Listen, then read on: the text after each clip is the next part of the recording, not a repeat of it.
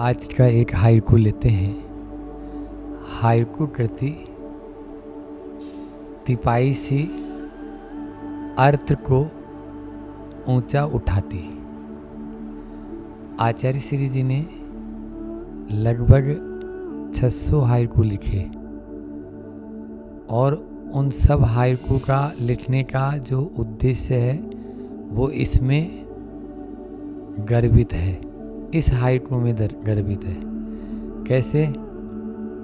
आचार्य श्री उदाहरण से बहुत अपनी बात को स्पष्ट कर देते हैं। जिस प्रकार से तिपाई होती है, जैसे कैमरा लगा है तो इसकी तिपाई है, तो इस तिपाई में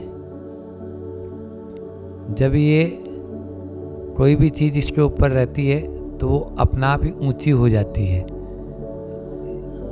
इसी प्रकार से हाइकू जो है वो कोई भी कृति में हाइकू जैसे जुड़ जाता है तो अर्थ को ऊंचा उठा देती है, मतलब उसमें गांभीर्य आ जाता है अर्थ में, और उसमें से मतलब बोध की प्राप्ति होती है और वो बहुत ही सरल भाषा में समझ में भी आ जाता है। इसलिए हाइकू के माध्यम से आज से यह श्रृंखला धीरे धीरे हम शुरू करेंगे। इसमें मात्र 2 मिनट में 3 मिनट में आपको गुरुजी के उन जो छिपे हुए जो रहस्य है उनसे आपको रूबरू करने की कोशिश करेंगे। आज पहला हाइकू अपन ने लिया था। हाइकू कृति तिपाई सी अर्थ को ऊंचा उठाती।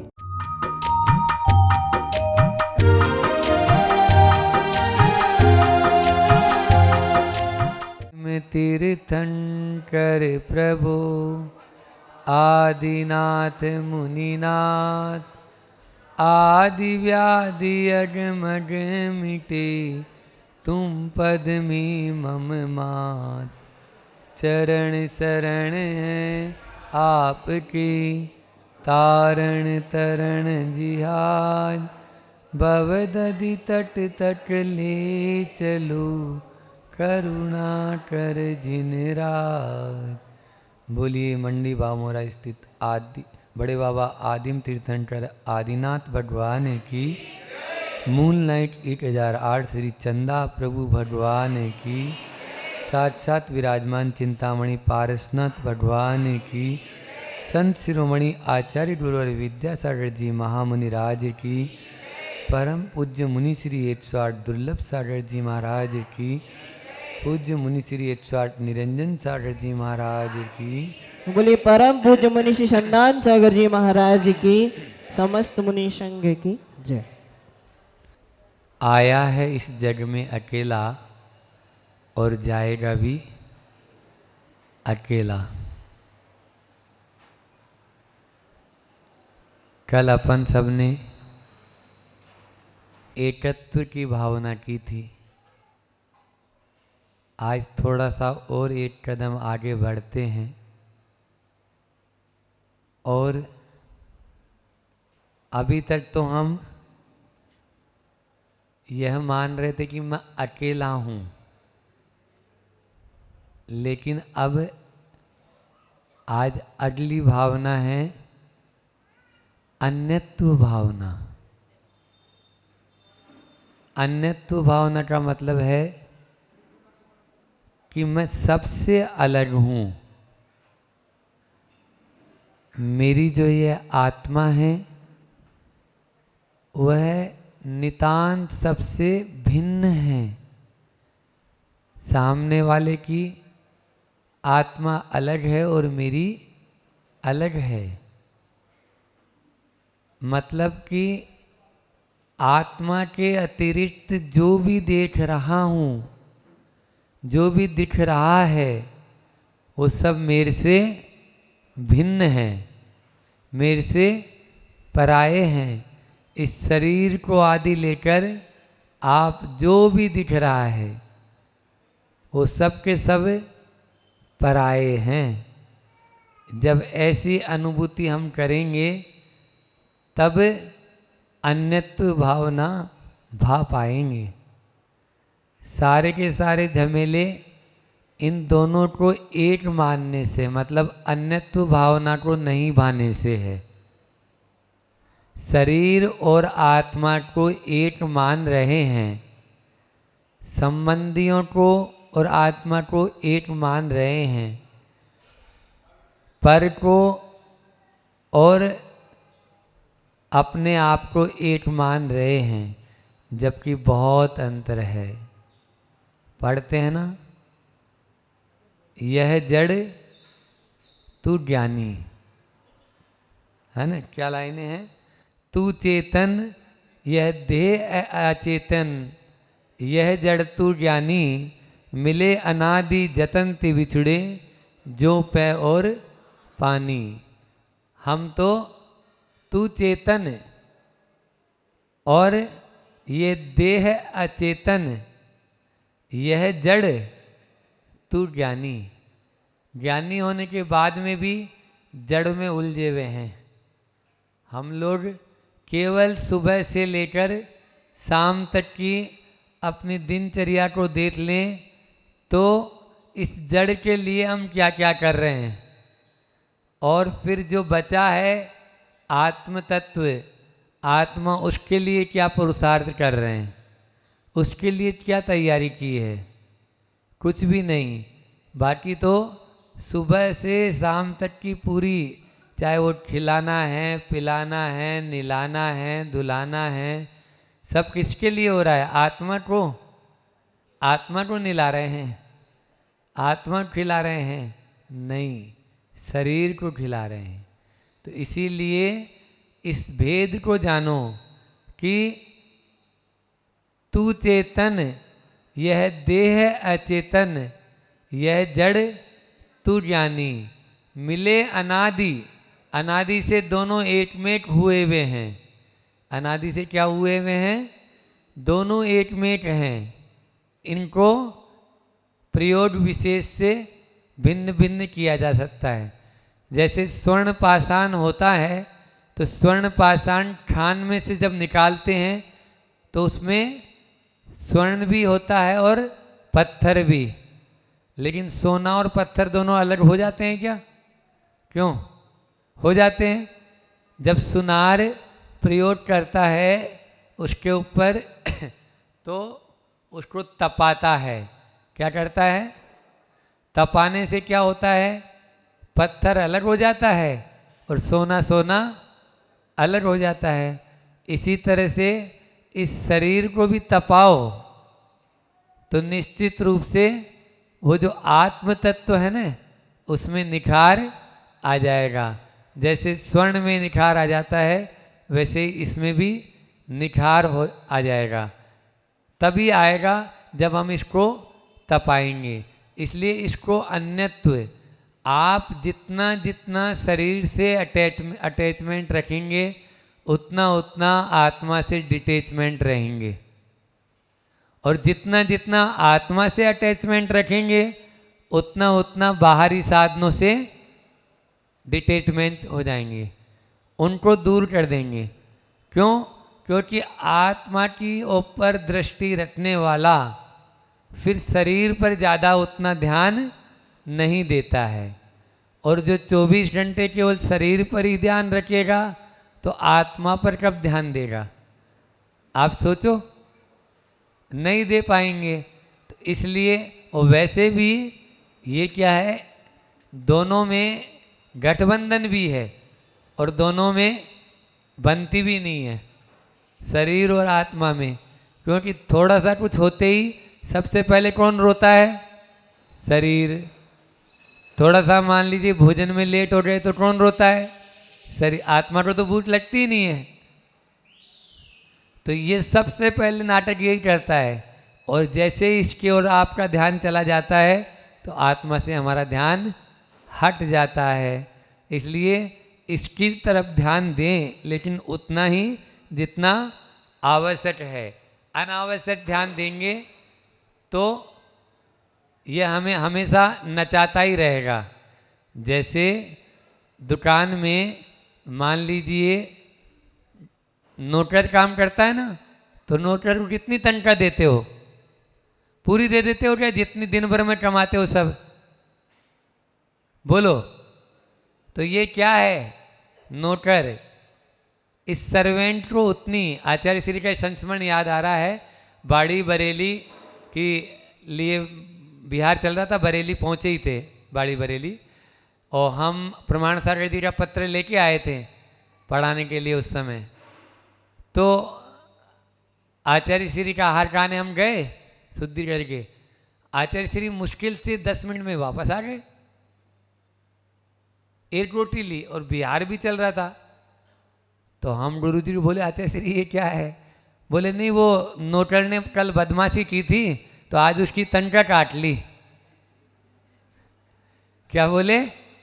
नौकर ने कल बदमाशी की थी तो आज उसकी तनख्वाह काट ली। हमारे गुरुजी तो तुरंत ऐसे ही करते हैं।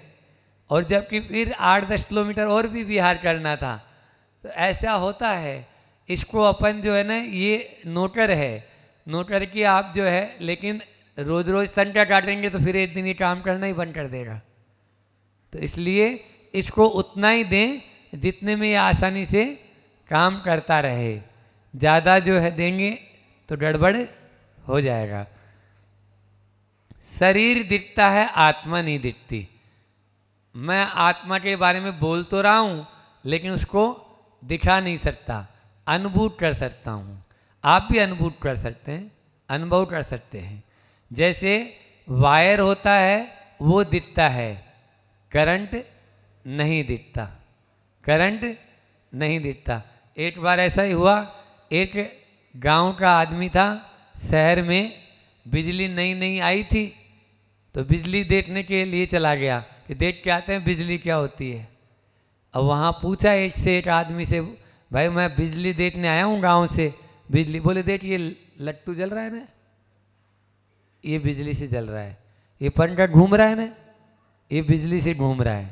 बोले है ऐसा? तो हमारा लट्टू, हमारा बच्चा रोज घुमाता रहता है वहाँ गांव के अंदर, और ये 3 पत्ती भी वो चलाता रहता है, तो ये कोई बिजली से चल रहा है? मुझे तो बिजली दिखाओ। बोले भाई बिजली जो है वो दिखाई नहीं जा सकती, बिजली तो करंट होता है उसमें। तो बोले नहीं नहीं, मुझे तो बिजली दिखाओ, मैं बिजली देखने आया हूँ। फिर बोलता है देख वो तार है ना, तार, ये तार जा रहा है, ये इसमें बिजली है। बोले फिर बेवकूफ़ बनाया, गांव वालों को जो है बेवकूफ़ बना देते हो तुम लोग। अरे इसमें तो हमारी पत्नी रोज तार वो सुखाती है कपड़े, ऐसे तार पे। तो बोले नहीं, एक काम करो, अब उसको समझ में नहीं आ रहा है। तो वो देखा, उसको चलो लेके जाता है, और साइड में अर्थिंग के 2 तार थे, तो उन दोनों तार को बोलता है इसको छू तो तुम्हें बिजली नजर आएगी।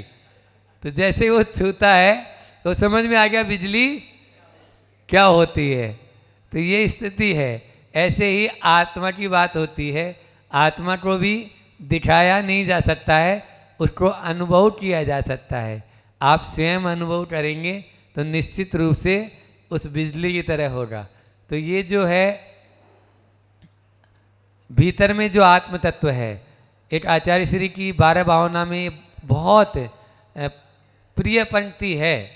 मतलब आचार्य श्री के मुझसे कई बार सुना है कि वो जब भी एकांत में बैठे रहते हैं, जहाँ देह है अपनी नहीं तहाँ न अपना कोई, जहाँ देह अपनी नहीं तहाँ न अपना कोई, घर संपत्ति पर प्रगट है पर है परिजन लोई। ये 12 भावना में आज अन्यत्व भावना की ये पंक्तियाँ हमें बार बार गुनगुनाना चाहिए, तभी हमारा यह सार्थक होगा। अन्यत्व भावना के ऊपर चिंतन करना है। तो एक बार के प्रवचन से या मैंने कह दिया तो आप शरीर अलग हो गया और आत्मा अलग हो गई, इतने मात्र से हो जाए तब तो हम तो एक एक को पकड़ पकड़ के सुना देंगे, लेकिन इतने से हमारा भी नहीं होगा। बार बार चिंतन करना होगा। एक संस्मरण है परम पूज्य प्रमाण सागर जी महाराज का, उसको सुनेंगे तो वाक्य में भेद विज्ञान क्या होता है, अन्यत्व भावना क्या होती है, ये मैंने अपने जीवन में जाना। जब हम लोग कलकत्ता से बिहार करते हुए मुर्शिदाबाद की ओर जा रहे थे, तो उस ओर इधर गंगा नदी के इस पार भारत है और गंगा नदी के उस पार बांग्लादेश। बांग्लादेश में आप जानते ही हैं पूरा मुस्लिम बेल्ट है वो। इधर देवग्राम हम लोग पहुँचे जहाँ पर पलासी का कभी युद्ध हुआ था, उसके पूर्व हम स्टॉपेज किए थे। बहुत अच्छा उनका प्रवचन हुआ, पूरा हिंदू समाज था, तो हजारों की संख्या में हिंदू लोग जैनेतर लोग सुन रहे थे। बाकी 50-60 लोग हम लोग साथ में चल रहे थे, वो लोग तो थे ही। वहाँ से देवग्राम से हम लोग आगे निकले तो जहाँ केवल 50 लोगों का मतलब ये समझ लिए घर हो, तो वहाँ पर हम लोगों के साथ में वैसे गार्ड भी थी। 4 एड की गार्ड चल रही थी, उसमें 5 एड की, तो 5 पुलिस वाले थे। वो लोग बोले भी कि कुछ आगे हमें ऐसा लगता है कि अच्छा माहौल नहीं लग रहा है और कुछ समाज के विद्वेषी लोग जैसे रहते हैं तो वैसे वो लोग लगते हैं, आप थोड़ा सा यहीं रुक जाएं। तब तक अब हम भी महाराज को लेके आगे तक आ चुके थे, सामने ही वो नज़र आ रहे हैं और मोव जैसा लग रहा है। सबके हाथों में खंजर है, तलवारें हैं, हंटर है, तो मोव जैसा लग रहा था। लेकिन फिर भी प्रमाण सारी महाराज ने बोला कि नहीं नहीं अपन निकल जाएंगे धीरे धीरे। और जो चोटा वाली जो महिलाएं वगैरह थी वो भी पैदल ही चल रही थी, साथ में चल रही थी, दोपहर का भी यार था, तो उनको आगे ले लिया और हम लोग पारसनाथ भगवान की जाप करते हुए आगे बढ़ते चले गए। आगे बढ़ते गए, जहाँ 50 लोग थे वहाँ 2000 लोग हो गए। देखते देखते ही 2000 लोग हो गए, सब पूरे मुसलमान लोग थे वो। तो वो लोग पूरा का पूरा उनके अंदर में एक ही भाव था कि नहीं, इनको इधर से जाने नहीं देना है।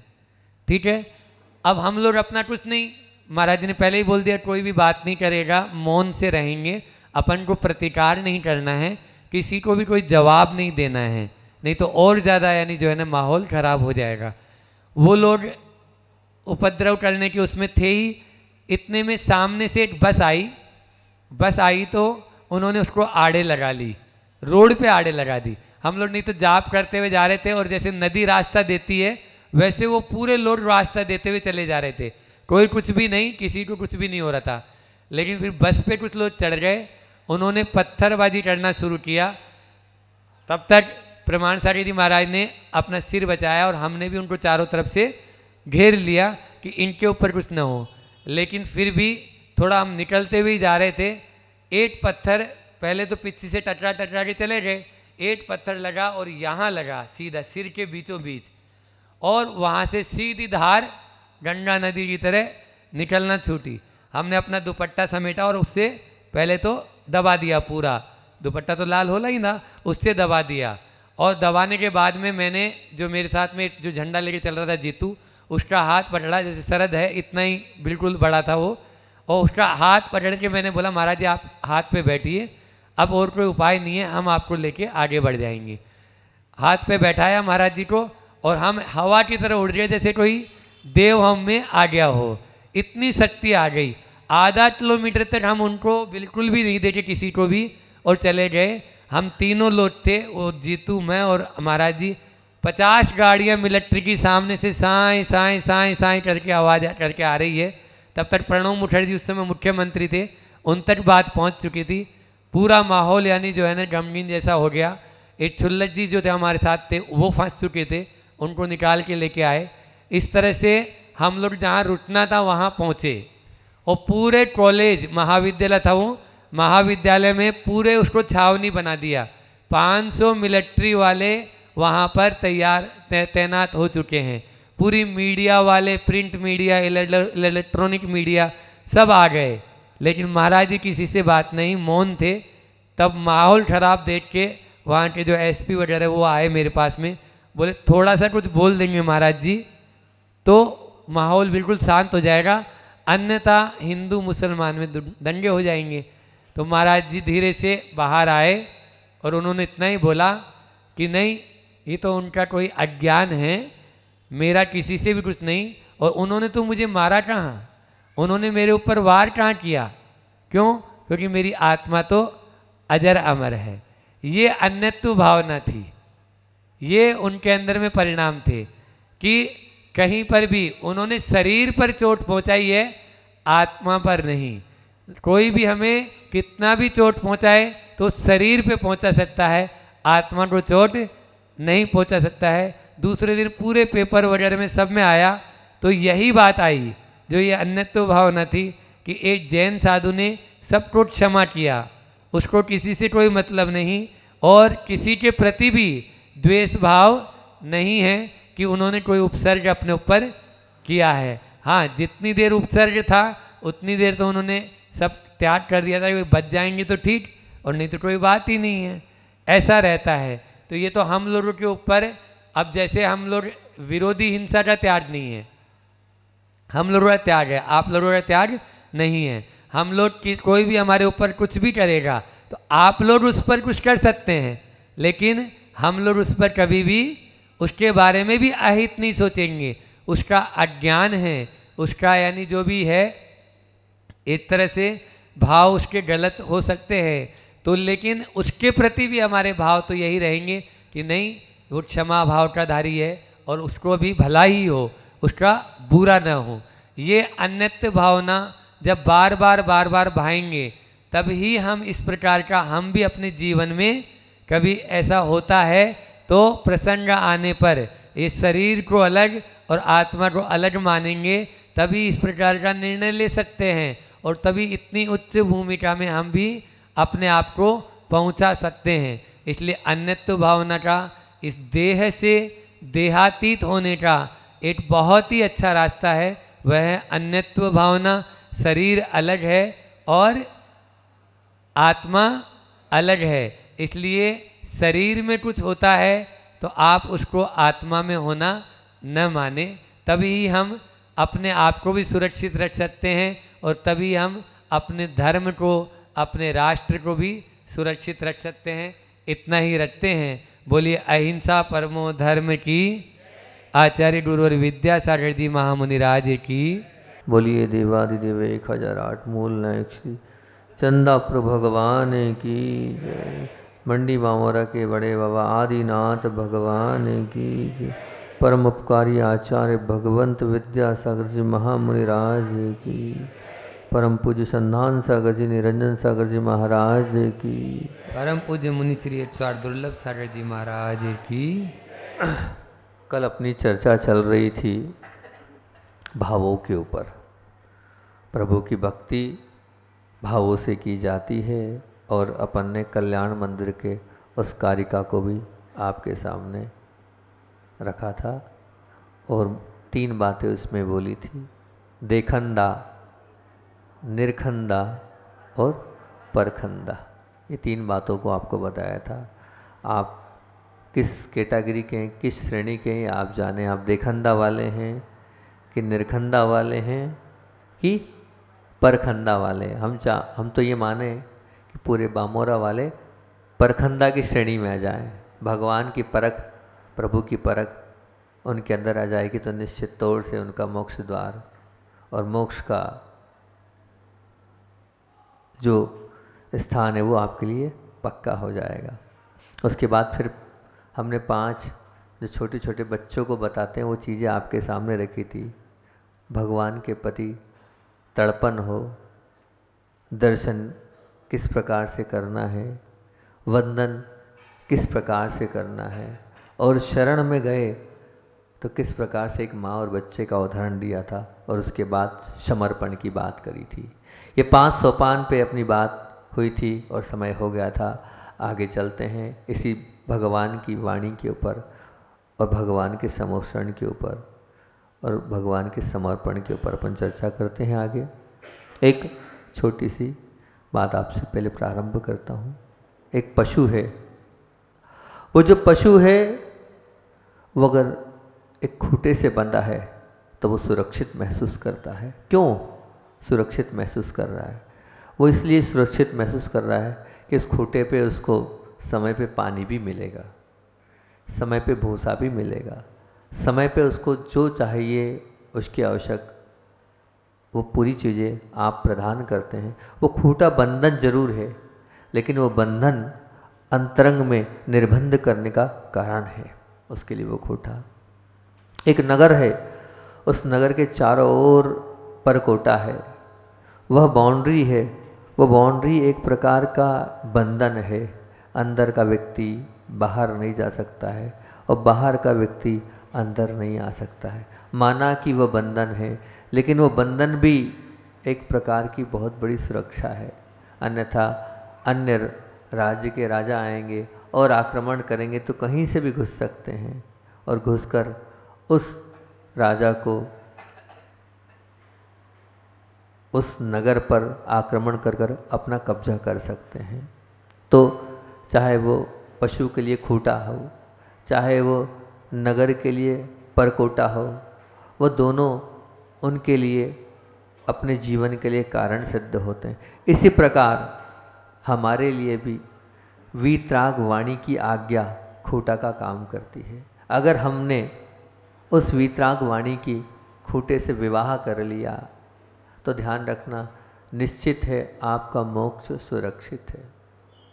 उस पर ना तो कर्म सत्ता का आक्रमण करने की कोई हिम्मत करेगा। किस पर? जिसने अपना खूंटा वीतराग वाणी के साथ बांध लिया, अपनी आप को वीतराग वाणी के बंधन से बांध लिया। उस पर किसी कर्म सत्ता का आक्रमण नहीं होगा, उस पर किसी प्रकार के आंतरिक शत्रुओं का भी वार नहीं होगा। कोई भी खतरनाक टोली उसको कोई छेड़छाड़ नहीं कर सकती है।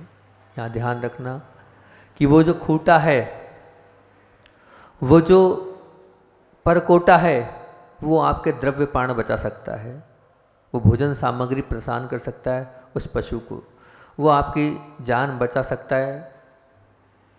वह पूरा परकोटा द्रव्य प्राण बचा सकता है, लेकिन भाव प्राण बचाने की सामर्थ्य अगर है तो वह है जिन आज्ञा में। और जरूरी नहीं है कि वो परकोटा आपकी द्रव्य प्राण बचाए। अगर कोई राजा ताकतवर है और उसने अगर आक्रमण किया और अंदर प्रवेश कर दिया तो आपके वो द्रव्य प्राण भी जा सकते हैं। वो जो पशु है वहाँ खूंटे से बंधा है और आग लग गई तो जरूरी नहीं है कि उस आग से वो छुटकारा पाए, वो वहाँ पर भी अपने आप को असुरक्षित महसूस कर सकता है और उसकी वहाँ भी जान जा सकती है। लेकिन जिसके पास वीतराग भगवान की वाणी का खूंटा है, वो कितनी भी प्रतिकूल स्थिति हो, कितनी भी कष्टमय स्थिति हो, वो अपने आप को संभाल के ही रखता है। आप अनेकों उदाहरण देख लें, आगम में भरे पड़े जिनने वीतराग वाणी की खूंटे से अपने आप को बांधा है और अपना कल्याण किया है। सिगड़ी रखी है सिर पर मुनिराज के, परंतु उस सिगड़ी का विकल्प नहीं है। क्यों? क्योंकि उन्होंने अपना खूंटा बांधा था वीतराग वाणी से। उसकी आप आज्ञा का पालन कर रहे हैं तो कुछ नहीं होगा। आपके अपने आपको दगा दे जाएं और अगर उस दगे में भी आपकी समता नहीं खोती है तो उसका कारण ये है क्योंकि आपने वीतराग वाणी की आज्ञा का खूंटा बांध के रखा है, उसके सहारे आप चल रहे हैं। आपका कुछ बहुत प्रिय वो भी आपके साथ, मान लीजिए आपका लड़का ही है, वो भी आपको लात मार के अलग कर दे, लेकिन आपके पास अगर वीतराग वाणी का खूंटा है, उससे आप बंधे हैं, आपकी समता, आपके परिणामों में क्लेशता नहीं आएगी, बिल्कुल भी नहीं आएगी। खूब आपको बहुत बड़ा रोग भी हो जाए, मान लो कैंसर जैसी चीज़ भी अगर आपके शरीर में लग जाए, परंतु अगर आपके अंदर वीतराग वाणी की आज्ञा का खूंटा है, उससे आप बंधे हैं, तो निश्चित तौर से उसमें भी आपके परिणामों में किसी भी प्रकार की कष्ट का आप अनुभव नहीं करेंगे। जिन आज्ञा प्रभु की वाणी वो भाव प्राण बचा लेगी। भाव प्राण से तात्पर्य यहाँ मैं ये कहना चाहता हूँ कि आपके अंतरंग के परिणाम, द्रव्य प्राण अलग है और भाव प्राण अलग है। भाव प्राण से तात्पर्य आपके परिणाम, आपके साथ जब जो परिस्थितियाँ होती है उन परिस्थितियों में अगर आपने अपने परिणामों को बचा के रखा, मतलब आपने अपने भाव प्राणों को बचा के रखा, तो आपका मोक्ष मार्ग सुरक्षित है। और जो भी शायद कुछ भी आपको सुरक्षा मिल रही हो, सुख मिल रहा हो, उनको देने वाला कौन है? निश्चित तौर से वह है परमात्मा। आपको सद्गति मिल रही है, उस सद्गति को निश्चित कराने वाला कौन है? वो है परमात्मा। आपको सद्गुणों को दान देने वाला कौन है? वो वीतराग वाणी की खूंटा, वो है परमात्मा। अगर आपके अंदर गुणों का बीजारोपण हो रहा है तो उन गुणों का बीजारोपण तब होगा जब आप वीतराग वाणी से और वीतराग प्रभु से जुड़ेंगे। शरीर और मन को अगर कोई संभाल रहा है तो कौन संभाल रहा है? वह वीतराग वाणी की आज्ञा, वह वीतराग वाणी, वह परमात्मा। तभी आपका शरीर और आपका मन आप संभाल के रख पा रहे हैं। आत्मा को आत्मा में रमाने वाला कौन है? तो वह वीतराग वाणी का खूंटा, वही आपको आत्मा से आत्मा को मिलाने का कार्य आपके माध्यम, उसी के माध्यम से आपको मिलेगा।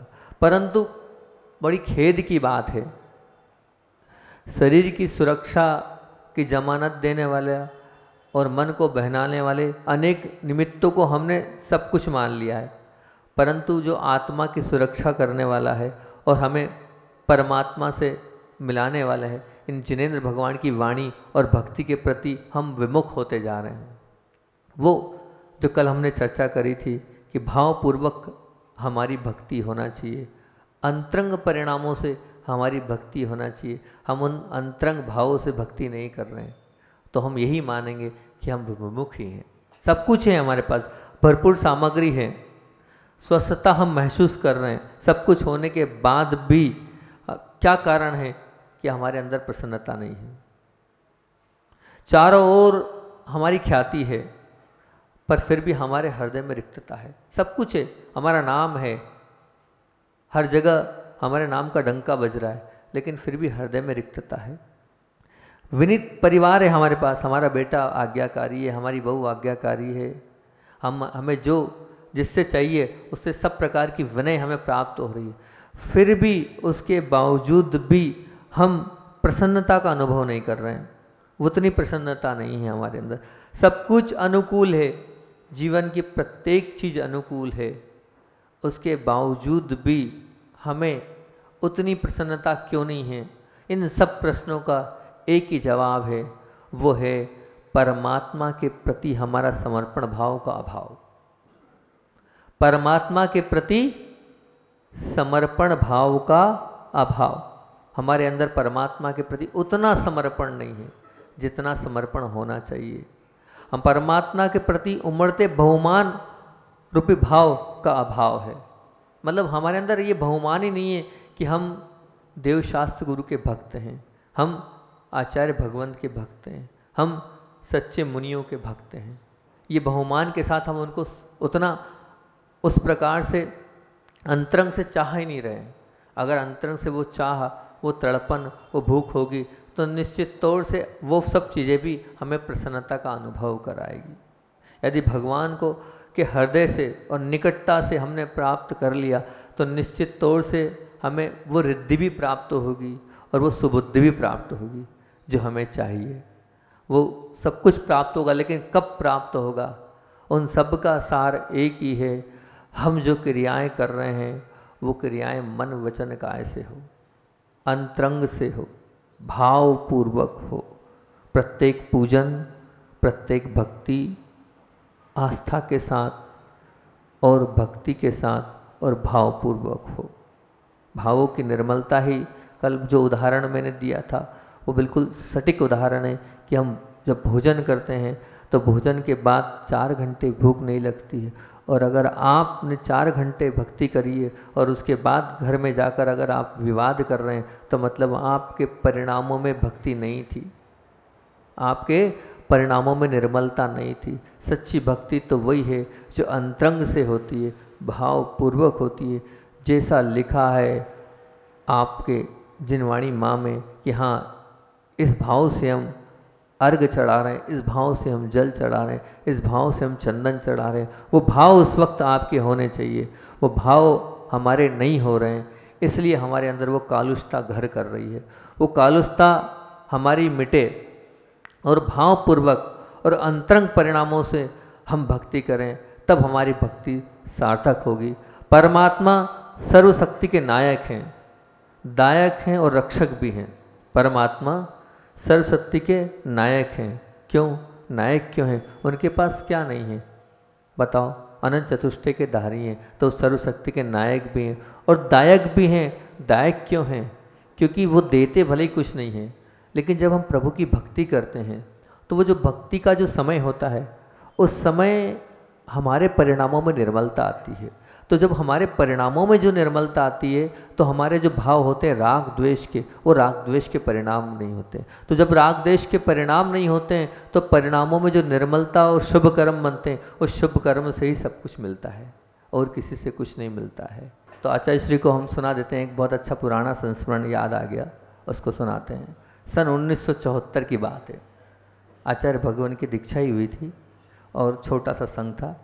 छुल्लक जी थे, स्वरूपानंद जी, भिलवाड़ा में महावीर जयंती करी और वहीं से भिलवाड़ा के ही पास पहुँचे वो।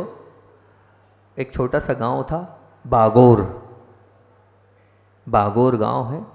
जैसे आपने टीवी में देखा होगा ना, मरुस्थल टाइप से रहता है, पूरी ओर चारों ओर रेत ही रेत, ऐसा वो गांव था। और वहाँ चारों ओर ऊँट ही ऊँट थे। जहाँ भी आप दृष्टि डालोगे वहाँ आपको ऊँट ही ऊँट दिखते चले जाएंगे। तो वहाँ ऊँटों का वो बसेरा था। और इस प्रकार से आचार्य श्री जी शाम को सोच के लिए गए होंगे। तो छुल्लक जी, स्वरूपानंद जी और आचार्य श्री जी, और कोई श्रावक भी नहीं था, वो दोनों शाम को सोच के लिए पहुँचे। पहुँचने के बाद जब वहाँ से आ रहे थे, शाम का समय था, और उसी समय कुछ गांव वाले पीछे दौड़ते दौड़ते आ रहे थे। एक ऊँट था, वो बेकाबू हो गया था। वो ऊँट बेकाबू हो जाता है तो ऐसा बताते हैं वो कुछ नहीं देखता है, जो सामने आता है उसको पटकते हुए वो आगे निकल जाता है। तो वो बेकाबू होते हुए दूर से आ रहा था और दूर से ही दिख गया। तो छुल्लक जी ने आचार्य श्री से कहा, उन्हीं से सुना है ये। छुल्लक जी ने आचार्य श्री से कहा, आचार्य श्री वो ऊँट बेकाबू होकर इसी ओर आ रहा है, अब कैसे बचें? अपन एक काम करते हैं, इस तरफ चलते हैं। मतलब उन्होंने कहा अपन अपना रास्ता छोड़ देते हैं, वो इसी तरफ आ रहा है और वो अपने ही ओर देख रहा है। आचार्य श्री ने कहा कुछ नहीं होगा, शांति रखो। वो आता गया, आचार्य श्री वहीं खड़े हो गए। बोले शांति से खड़े रहो, खड़े रहो, नमोकार मंत्र का जाप कर उसको आने दो। वो उतनी दूर होगा, देखता देखता दौड़ता दौड़ता आया। अब जैसे जैसे वो आचार्य श्री के पास आता जाता है, उनने जैसे मुझे बताया, मैं आपको वैसे बता रहा हूँ। वो जैसे जैसे आचार्य श्री के पास आता गया और लगभग ये मान के चलना 4 फीट 5 फीट की दूरी पर आते आते उसकी इतनी चेल चाल हो गई, वो खड़ा हो गया एकदम आचार्य श्री के पास आकर, एकदम खड़ा हो गया। लोगों को आश्चर्य कि आखिर इन गुरुदेव में, नागा बाबा में क्या है कि ये ऊँट एकदम खड़ा हो गया। हम पूरे लगे हैं कि किसी तरह से शांत हो जाए। कितनी झोपड़ियों को तोड़ते आ गया, कितने बच्चों को गिराते आ गया, कहाँ नुकसान करते आ गया। हम 1 घंटे से परेशान हैं, लेकिन ये तो कुछ करा ही नहीं इनने। कौन से नागा बाबा ये खड़ा हो गया। अब इधर आचार्य श्री खड़े हैं, उधर वो ऊँट खड़ा है, दोनों एक दूसरे को निहार रहे हैं। आचार्य श्री मुस्कुरा रहे हैं और वो ऊँट शांत मुद्रा से देख रहा है। ये क्रम 3 से 4 मिनट तक चला। 3 से 4 मिनट वो ऊँट स्थायी खड़ा है, आचार्य श्री को देख रहा है, आचार्य श्री मुस्कुरा रहे हैं, उसको निहार रहे हैं। और फिर उसके बाद वो ऊँट उसी स्थान पर वहाँ बैठ गया और नीचे झुक गया। अब नीचे झुक गया तो अब वो जो किया हो, उसने नमोस्तु किया हो, नमन किया हो, जो किया हो, आचार्य श्री आगे बढ़े, उसके पास पहुँचे, उसके कान तक पहुँचे और कान में ओम नमः सिद्धेभ्य, ओम नमः सिद्धेभ्य, ओम नमः सिद्धे, ओम शांति और नमोकार मंत्र का उनको उच्चारण सुनाया, आशीर्वाद दिया और आगे बढ़ गए। तो ये होता है जो महान व्यक्तित्व होते हैं, उन व्यक्तित्व के आगे आने वाले कितने ही उपसर्ग है, वो सब के सब उपसर्ग शांत हो जाते हैं। उनको देख के अच्छे अच्छे व्यक्तित्व भी एकदम शांत मुद्रा में बैठ जाते हैं। मतलब मनुष्य नहीं, त्रियंच पर भी पूज्य गुरुदेव का प्रभाव पड़ता है। मैं तो कहता हूँ त्रियंच पे नहीं, पुद्गल पर भी आचार्य भगवान का पूरा प्रभाव पड़ता है। बोले आचार्य भगवान विद्यासागर जी महामुनि राज की जय।